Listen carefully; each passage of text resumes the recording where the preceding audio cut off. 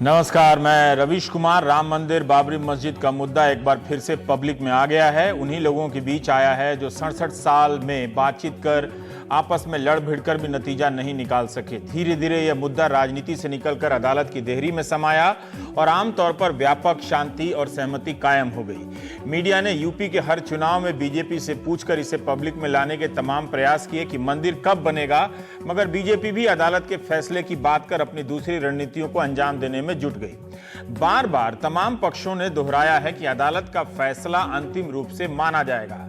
अयोध्या विवाद के संदर्भ में इस एक बिंदु पर व्यापक सहमति कई दशकों से कायम है, लेकिन मंगलवार को सुप्रीम कोर्ट की एक टिप्पणी ने इसके सभी पक्षकारों को फिर से टीवी पर ला दिया है। वही सवाल वही जवाब लेकर टीवी की शाम सज गई है, अभी और सजेगी। अब रोज कोई ना कोई कुछ बोलेगा और जरूरी काम छोड़कर इसी पर टीवी की सारी ऊर्जा खर्च होने वाली है। सुप्रीम कोर्ट के चीफ जस्टिस ने कहा है कि बेहतर होगा कि दोनों पक्ष इस मुद्दे को मिल बैठकर सुलझाएं। ये मामला धर्म और आस्था से जुड़ा है, इसलिए दोनों पक्ष आपस में बैठकर बातचीत के जरिए हल निकालने की कोशिश करें। जरूरत पड़ी तो सुप्रीम कोर्ट के जज भी मध्यस्थता करने को तैयार हैं, वो खुद भी कर देंगे। मुख्य न्यायाधीश ने यह भी कहा कि अगर दोनों पक्ष कोई हल नहीं निकाल पाता है तो फिर कोर्ट इस मामले की सुनवाई कर फैसला देने के लिए तैयार रहेगा, लेकिन दोनों पक्षों के सभी लोग टेबल पर बैठें, बातचीत करें, निष्पक्ष लोगों को शामिल करें तो ज्यादा अच्छा रहेगा। सुप्रीम कोर्ट ने इस मामले को कहा है इस मामले में कि 31 मार्च तक आप लोग अपनी राय बताइए कि क्या फैसला हुआ है। 26 फरवरी 2016 को सुप्रीम कोर्ट ने बीजेपी सांसद सुब्रमण्यम स्वामी को अयोध्या विवाद से जुड़े तमाम मामलों में पक्षकार मान लिया। स्वामी का कहना है कि 6 साल से सुप्रीम कोर्ट में मामला लंबित है। सुप्रीम कोर्ट को रोजाना सुनवाई कर इस मामले में जल्द फैसला सुनाना चाहिए।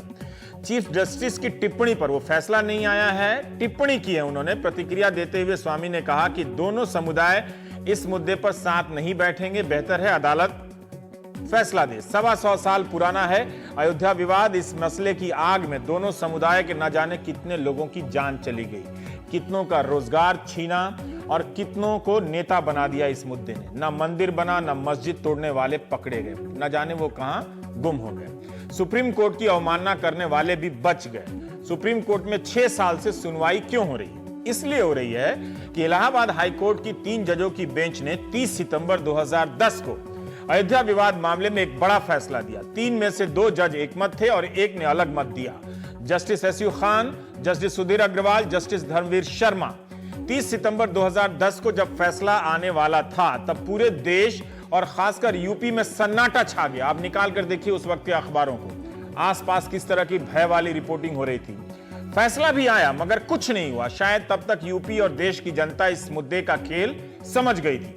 पिछले 60 साल में तमाम अदालतें, तमाम जज इस मामले की सुनवाई करते रहे मगर फैसला लिखने की मंजिल पर नहीं पहुंच सके। इलाहाबाद हाईकोर्ट में 20-21 साल की सुनवाई के बाद पहली बार इस विवाद से जुड़े एक पहलू पर फैसला आया। तीनों पक्षों का हिस्सा इसमें मान लिया गया। अब सिर्फ यह तय करना था कि कौन सा हिस्सा किसे मिलेगा। उसमें भी लगभग इशारा कर ही दिया गया था, मगर सभी पहले के फैसले के खिलाफ सुप्रीम कोर्ट चले गए।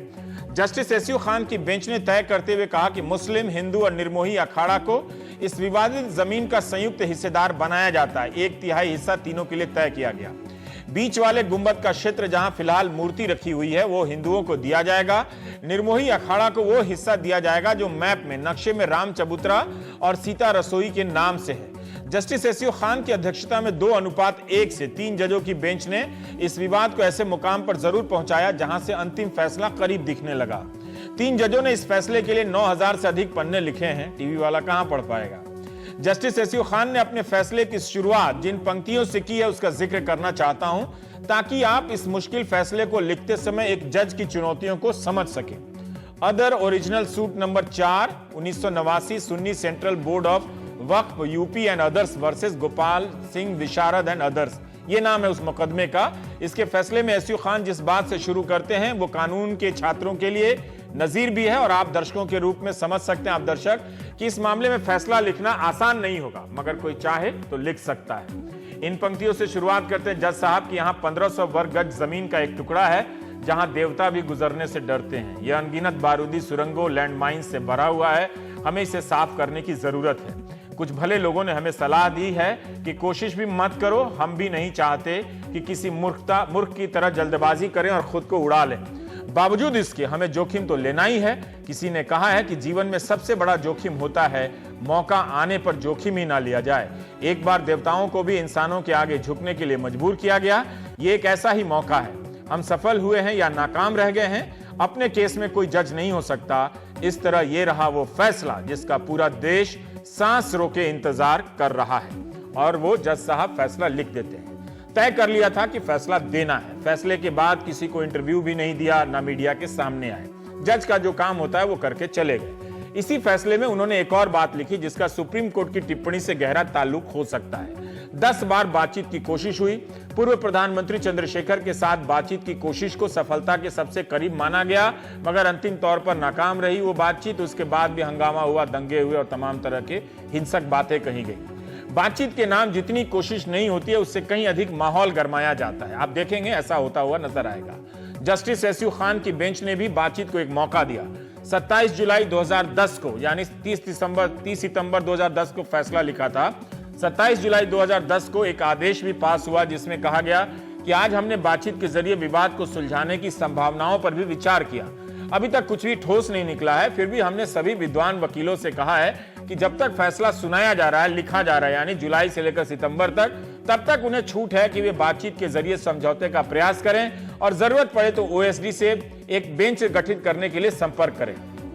जुलाई से सितंबर आ गया, बातचीत का कोई प्रयास नहीं हुआ, कोई नतीजा नहीं निकला। 30 सितंबर 2010 को इलाहाबाद हाईकोर्ट ने फैसला सुना दिया। उस फैसले की भी खूब समीक्षा हुई जिसमें कहा गया था कि हिंदुओं की आस्था में हस्तक्षेप नहीं होनी चाहिए। सुप्रीम कोर्ट की टिप्पणी में धर्म और आस्था का नाम लेकर बातचीत को एक और मौका देने की बात है, लिहाजा बातचीत राजनीतिक हो चली है। उच्चतम अदालत क्यों नहीं इलाहाबाद हाईकोर्ट की तरह रोजाना सुनवाई कर उच्च अदालत के फैसले को आगे बढ़ाए? क्या सभी को सर्वोच्च न्यायालय का इंतजार नहीं करना चाहिए? क्या हमारी अदालतें आस्था के नाम पर या लोगों के बीच व्यापक प्रतिक्रिया को लेकर आशंकित रहती हैं? उनकी चिंता में क्या ये बात है कि फैसले के बाद क्या होगा? क्या ऐसा होना चिंता की बात नहीं है? क्या अदालतें इस तरह से सोचेंगी? नवंबर 2015 में जब हाजी अली में औरतों के प्रवेश को लेकर बॉम्बे हाईकोर्ट के सामने याचिका आई तो जस्टिस बीएम कनाडे ने लिखा कि ये जो समय है वो असहिष्णुता का समय है। ये असहिष्णुता का समय तो कई हजार साल से है। धार्मिक मामलों में लोग अक्सर संवेदनशील हो जाते हैं, इसलिए हम आम तौर पर कोशिश करते हैं कि दखल ही ना दें। इस मामले में भी अदालत ने सभी पक्षों से गुजारिश की थी कि आप बातचीत से सुलझा लीजिए। ऐसा नहीं है कि अदालतों ने जन भावना के खिलाफ जाकर और उससे टकराते हुए फैसले नहीं दिए हैं, कई बार दिए हैं, खूब दिए हैं। मगर जो मसला 67 साल में अदालत की अंतिम देहरी पर पहुंचा है, वहां से बातचीत की असफल मेज पर क्यों भेजा जा रहा है? खासकर तब जब सब अदालत के आदेश को स्वीकार करने के लिए बैठे हैं। जनता में बार बार यही बताते हैं कि जो अदालत का हुक्म होगा हम सब मानेंगे। हम इसी पर चर्चा करना चाहते हैं जस्टिस एपी शाह से। हमने कई पक्षों को बक्से में नहीं बुलाया है क्योंकि फिर वही बातें एक ही तरह की बातें फिर से होने लगती हैं। जस्टिस शाह, हम आपसे जानना चाहते हैं कि एक 6 साल से हाईकोर्ट में इलाहाबाद हाईकोर्ट के फैसले पर स्टे है और सुप्रीम कोर्ट पर इस पे सुनवाई का मामला चल रहा है। अचानक फिर से वो बातचीत के मेज पे जाने को हम किस तरह से देखें? क्या अदालत आशंकित है? मैं किसी तरह का मोटिव नहीं अटैच कर रहा हूं, लेकिन फिर भी मैं जानना चाहता हूं कि क्या अदालत कानून के दायरे में ही कर रही है या जिस तरह से राजनीति इसको होने लगी है वो और चिंताजनक है? सर रवीश जी, एक तो मैं पहली बात ये कहता हूँ कि जब before I answer your question, ये तो जो ये राम मंदिर का मुद्दा है, ये जैसे आपने कहा, ये 60 साल से ज़्यादा यहाँ प्रलंबित है और इतना सारा ब्लडशेड हो गया, डिस्ट्रक्शन हो गई प्रॉपर्टीज़ की, इतना सारा लोगों को नुकसान हुआ और काफ़ी सारी बातचीत हो गई, नेगोशिएशंस हो गए, उसमें कुछ फल नहीं निकला और आखिर में ट्रायल कोर्ट ने फैसला दिया और उसके बाद इलाहाबाद हाई कोर्ट ने फैसला दिया। अनफॉर्चुनेटली इलाहाबाद हाई कोर्ट का जो फैसला है वो 3 बेस फैसला है। वो तो उसको तो रिकंसाइल करना होगा, पार्टीज के राइट्स डिसाइड करने होंगे, तो ये तो सुप्रीम कोर्ट को आखिरी ये इशू रिजॉल्व करना होगा। लेकिन मेरी ये राय है कि ये जो इश्यूज है ये ऑर्डिनरली नेगोशिएशन से रिजॉल्व होने चाहिए। अच्छा। ये जो पहले तो ये टाइटल सूट था, अभी 92 के बाद में अभी ये जो डिस्ट्रक्शन हुआ बाबरी मस्जिद का, जो मेरा ऐसा ओपिनियन है कि ये एक बारबेरिक एक्ट था, और लेकिन वो क्रिमिनलिटी वो अलग है। तो सवाल ये है कि अभी जो डिफरेंट रिलीजियस ग्रुप्स क्लेम कर रहे हैं, तो ये जो उनका डिस्प्यूट है वो कोर्ट को रिजॉल्व करना होगा। लेकिन मैं आपको काफी एग्जाम्पल्स दे सकता हूँ। जी जरूर दीजिए सर। हाँ।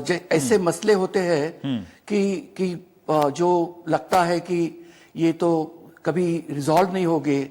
जैसे आयरलैंड का मुद्दा था, आयरिश, वो इतना सारा ब्लड शेड यूके में हुआ और आयरलैंड में हुआ, लेकिन आफ्टर 100 इयर्स वो इशू नेगोशिएशंस रिजॉल्व हो गया। एक मैं एग्जाम्पल ये देना चाहता हूँ जेरूसलेम का। वो तो बहुत ही थॉर्नी इशू है जो रिजॉल्व होना बहुत कठिन है, लेकिन वहां भी इसी इशू के बारे में भी काफी अटेम्प्ट्स होते रहे हैं। वो कंटिन्यूअसली चलते रहेंगे कि उसमें नेगोशिएशंस हो या कोई नेगोशिएशन से कोई एक ऐसा फॉर्मूला निकले जो सभी पार्टीज को एक्सेप्ट हो। तो मुझे बेसिकली इससे कुछ कोई ऑब्जेक्शन नहीं कि उसको इस मुद्दे पे कोई डिफरेंट पार्टीज जो है उसमें नेगोशिएशंस होने चाहिए। रवि जी, मेरा लेकिन आज जो कोर्ट में हुआ उसके बारे में मुझे कुछ कंसर्न्स है। मैं ये आपके सामने रखना चाहता हूं। एक तो जैसे मैंने टीवी पे देखा, मुझे मालूम नहीं कोर्ट में क्या हुआ, लेकिन जो सभी पार्टीज कोर्ट के सामने मौजूद नहीं थे। सेकेंडली, जब कोई कोर्ट ये कहता है कि ये इसमें मीडिएशन होना चाहिए या कोई इश्यूज या सारे इश्यूज मीडिएशन के द्वारा रिजॉल्व होने चाहिए, तो वो कोर्ट को पहले तो फेयर आइडिया होनी चाहिए उसमें इश्यूज क्या है। ये तो बहुत कॉम्प्लेक्स मैटर है जिसमें 9,000 पेजेस का जजमेंट लिखा गया। तो ये तो पहले तो कोर्ट को ये थोड़ा सा उस पे थोड़ा सा पहले मैटर के बारे में विचार करने की जरूरत थी। मुझे ये बिल्कुल यकीन है कि जो चीफ जस्टिस ने कहा वो वेल इंटेंशन्ड है। शायद उन्होंने इम्पल्स में ये भी कह दिया कि वो खुद या सुप्रीम कोर्ट जजेस मीडिएट करने के लिए तैयार है। तो उनके इंटेंशन के बारे में मुझे तो ये अच्छा मुद्दा उन्होंने कहा है, मैं उसके बारे में टिप्पणी नहीं करना चाहता हूं। लेकिन पहले आप जब ये ऐसा सजेशन देते हैं, उसके पहले तो ये तो जानना चाहिए इस मैटर में कौन से इश्यूज है, कौन से इश्यूज ये मीडिएशन के जरिए रिजॉल्व हो सकते हैं, नेगोशिएशंस में रिजॉल्व हो सकते हैं, और ये पार्टीज ये विलिंग है क्या नेगोशिएशंस के लिए। और एक बात मुझे थोड़ा सा मैं अचंभित हो गया कि इसमें कोर्ट की ये भी कहा गया कि इसमें कोर्ट भी मीडिएट कर सकता है। मुझे लगता है ये बहुत हाईली पॉलिटिकल इशू है, पॉलिटिकल और रिलीजियस इशू है, जिसमें एपेक्स कोर्ट को मीडिएशन करना नहीं चाहिए। जजेस cannot be parties to this kind of mediation. There may be some issues like matrimonial matters or some such small disputes where the judge may offer himself to mediate. But in an issue like Ayodhya, I mean, the court should not be thinking of acting as a mediator. They may try to persuade the parties to negotiate, to come to a amicable resolution. लेकिन ये तो मुझे उसमें कुछ concern है कि apex court एक बहुत प्रेस्टिजियस इंस्टीट्यूट है, अपने कंट्री में सबसे रिस्पेक्टेड इंस्टीट्यूशन है। ये इंस्टीट्यूशन के जजेस ये खुद ये इसके इतने सेंसिटिव मामले में मीडिएशन न करे तो अच्छा होगा। और ये जो टाइमलाइन जो दी है जी। ये भी मुझे बहुत अनरियलिस्टिक लगती है। ये तो मीडिएशन 10 बार फेल हो गया या उससे ज्यादा भी फेल हो गए, ज्यादा अटेम्प्ट किए गए होंगे, लेकिन ये 31 मार्च तक ये कैसे मुमकिन है कि पार्टीज कोई एग्री करे कि या कोई मीडिएशन कौन करेगा, मीडिएशन किस तरह से होगा, ये तो इसके बारे में कुछ उसमें कुछ क्लैरिटी नहीं है। एक तो एक तरह से एक खाली डायरेक्शन इतनी है कि आप मीडिएशन करो और आप मीडिएशन करने के लिए तैयार नहीं हो तो कोर्ट डिसाइड करेगा।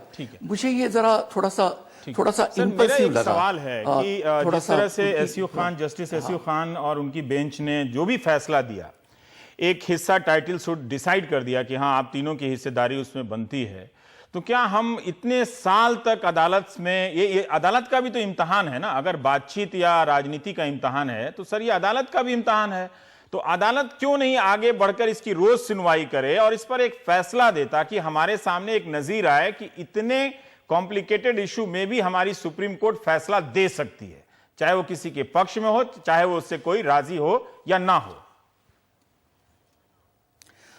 ये तो आपकी बात मैं पूरी तरह से सहमत हूं कि ये जो इतना सेंसिटिव इशू है उसे तो सुप्रीम कोर्ट एक्सपीडिशियसली उसकी हियरिंग करे, उसको वंस फॉर ऑल उसको डिसाइड करे, उसको फाइनलिटी दे। ये हो सकता है कि सुप्रीम कोर्ट जजमेंट का इम्पैक्ट क्या होगा, पार्टीज ये जजमेंट फैसला ये एक्सेप्ट करती है न करती है, उसके रिपरकशंस क्या हो सकते हैं। लेकिन मुझे ऐसा लगता है कि ये एक उसका एक लिमिट है कि कोर्ट कितने कहां तक पार्टीज को परसुएड करेगा नेगोशिएशंस के लिए। आपको ये याद होगा कि ये जब इलाहाबाद हाईकोर्ट का जजमेंट आने के पहले एक याचिका हुई थी सुप्रीम कोर्ट में कि इलाहाबाद हाईकोर्ट को डायरेक्शन दे कि अपना फैसला मत दे, वो पहले सेटलमेंट की कोशिश करे। तो ये तो हो नहीं सकता है, या कोई at some stage the court has to decide it. I can give some examples on this. मैं एक एग्जांपल ऐसा देता हूं, ब्रेक्सिट। ये जो अभी कोर्ट में गया इशू, ये तो बहुत सेंसिटिव इशू था। पब्लिक ओपिनियन तो पूरा ब्रेक्सिट के फेवर में था, या मेजॉरिटी फेवर में थी, और ये अभी जब जजेस ने जो वर्डिक्ट दिया वो तो गवर्नमेंट को एक्सेप्टेबल नहीं था। जजमेंट के बाद में न्यूज़पेपर में जजेस के फोटो छप गए और उसके नीचे वो टाइटल दिया गया कि एनिमीज ऑफ द पब्लिक। तो इस तरह का पब्लिक क्रिटिसिज्म, इस तरह की पब्लिक क्रिटिसिज्म फेस करनी होगी जजेस को। लेकिन जो अच्छा, तो अभी दूसरा एग्जांपल ये है कि ये प्रेसिडेंट ट्रंप ने ट्रैवल बैन दिया है। शायद मेजॉरिटी अमेरिकन जो है परहैप वो शायद सपोर्ट करते होंगे, मुझे मालूम नहीं। लेकिन कोर्ट ने अपना फैसला दिया, कोर्ट ने कहा कि ये बराबर नहीं है, कोर्ट उसकी तो सुनवाई होगी। लेकिन मैं इतना ही कह रहा हूं कि इस फैसले का क्या असर होगा, या ये जो फैसला जो कोई आने वाला है वो मेजॉरिटी को एक्सेप्ट होगा या नहीं होगा, ये कोर्ट को नहीं सोचना चाहिए। अगर ये धर्म और आस्था का मामला है, इसमें कोई ये तो बात है, ये तो पॉलिटिकल और रिलीजियस इशू बन गया है। बट एसेंशियली ये तो टाइटल सूट है, ये तो कोर्ट को ही डिसाइड करना पड़ेगा। और ये आज नहीं करेंगे तो ये कल करना पड़ेगा, या इस साल या नेक्स्ट ईयर, ये तो आपको कभी करना पड़ेगा। जी, बहुत जी। एक इंप्रेशन ऐसा नहीं चाहिए, होना नहीं चाहिए कि कोर्ट अपना हेजिटेट कर रही है कि फैसला देने के लिए। लेकिन मुझे आशा है कि ये जो कोर्ट ने कुछ सजेशन दी है उस पे पार्टीज विचार करेगी। और एक आखिरी मुद्दा आपको मैं बोलता हूं। जी ठीक है। ये जो अगर उसको क्लोजर देना है तो ये पूरा क्लोजर ये इशू को टेम्पल मस्जिद के इशू को क्लोजर देना चाहिए। ये ऐसा नहीं होना चाहिए कि यहाँ आज सेटलमेंट हुआ और कल आप मथुरा में या और कहीं बाकी टेम्पल्स के बारे में नए इश्यूज रेज करेंगे। तो ये तो चलता ही रहेगा। हाँ। तो ये इस तरह का नेगोशिएशंस का जो डिसीजन है उसका वो कोई मायने नहीं रखेगा। उसके लिए दोनों पार्टीज को सिंसियरिटी दिखानी पड़ेगी और वो दोनों को स्पेस देनी पड़ेगी, जैसे चीफ जस्टिस ने कहा गिव एंड टेक होना चाहिए।